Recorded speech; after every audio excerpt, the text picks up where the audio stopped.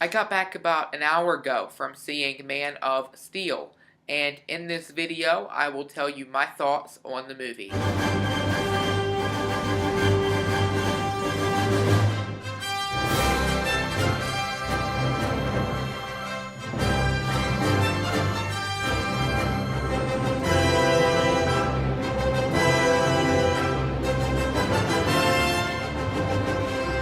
Now, before we start this video, there are spoilers in this video. So if you have not seen the movie, do not watch this video because there will be spoilers, and believe me, you will not want this movie spoiled for you. So I saw Man of Steel at the Walmart premiere night screening, and it wasn't at a Walmart, it was at a movie theater. But I saw it, I bought the tickets at Walmart to their premiere night screening, and I have the ticket right here, and this is actually what the ticket was. And it's a collectible ticket, as you can see, and it's a very, very cool ticket. I like it, I think it's cool. So Man of Steel starts off on Krypton, and you're on Krypton for a good 30 minutes of the movie.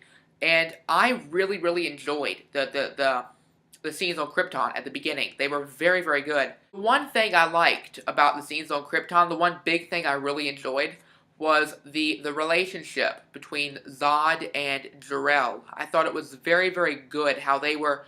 I mean, they've always been, and even in the Christopher Reeves movies, Zod and Jor-El did not see eye to eye on anything. And in this movie, they really, really expand on that in this movie. And in this movie, you really, really see that Zod and Jor-El do not see eye to eye. But you also see that there's kind of a friendship there as well. It's sort of in the mix. Like, it kind of hints that back in the day, maybe they were friends. And then they started not seeing eye to eye, and they kind of strayed off the path of friendship and became enemies. Now, before Krypton blows up, like everybody knows, if you're a fan of Superman, you know this. You don't even have to see the movie. You know how Superman gets to Earth. He is put in a spaceship and sent to Earth to avoid Krypton's explosion. So you basically see the spaceship after that, and it passes by the moon. And then it just jumps like years ahead, years later, and you see Clark Kent as an adult. Now, the rest of his backstory, besides him landing on Earth, is told through flashbacks. Like you go through the movie and it's a flashback here, flashback there, flashback here, flashback there. There's not many flashbacks, but there's enough, and some of them are very, very touching and very nice. And the thing with the flashbacks is you get to see his parents. You can see Jonathan and Martha Kent. And I will tell you this, Kevin Costner did an amazing job as Jonathan Kent. And Russell Crowe also, an amazing job as Jor-El. And, you know, they did amazing. Those two, both of Superman's fathers, were great. Now, when I first saw they were doing flashbacks, I thought, okay, this is David Goyer. You know, we know David Goyer wrote the movie. We do know that. And he likes using flashbacks.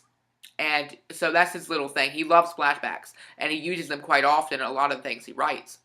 Especially, he co-wrote Batman Begins, the first Batman movie, the Dark Knight trilogy. And if you look, they have flashbacks in there too. They flash back to Bruce Wayne's origin in that as well. And they do that here too with Superman.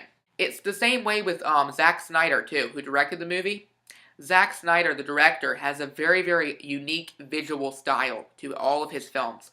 Like if I'm watching a movie and it's got that kind of style, I know it's Zack Snyder. And you can really, really tell here, especially during all the big action scenes, it's Zack Snyder. You can tell during the action scenes that is Zack Snyder. Now we'll get into the action scenes. A lot of the critics say there are too much action. Personally, I disagree. But I do believe the fact that all the action is towards the end takes away from the actual story. The story, don't get me wrong, the story is great. It's really good. But it takes away from the story a bit.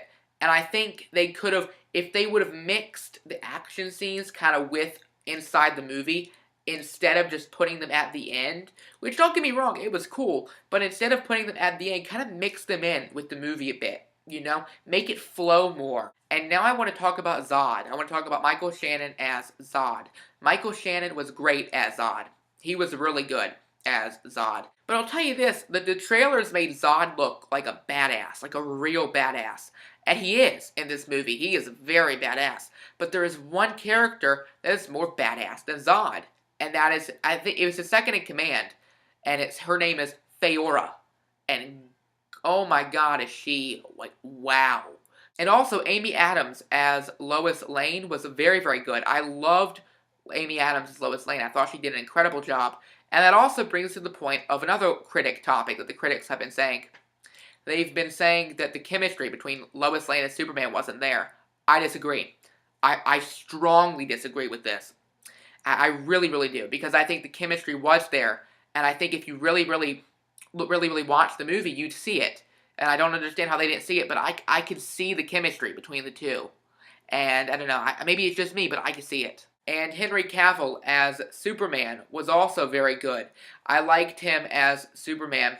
I thought he did a very good job as Superman.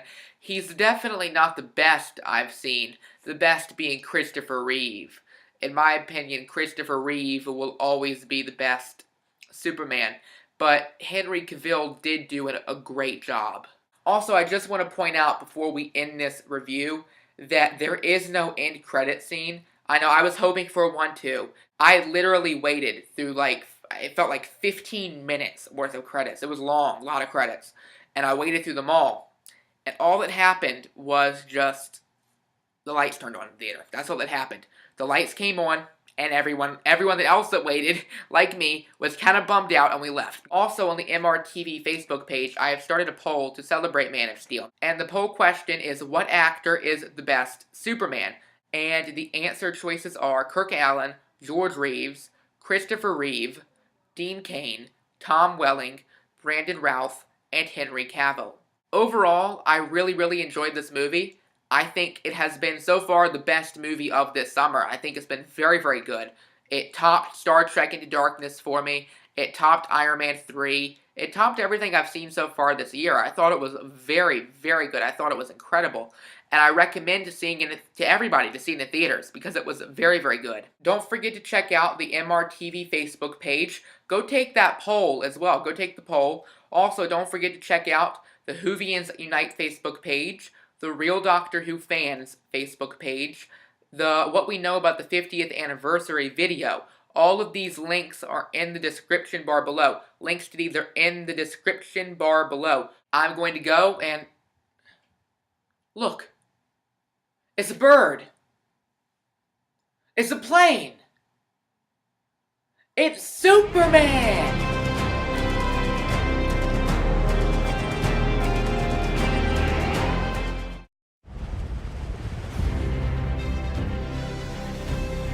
You have to decide what kind of man you want to grow up to be, Clark. Whoever that man is going to change the world.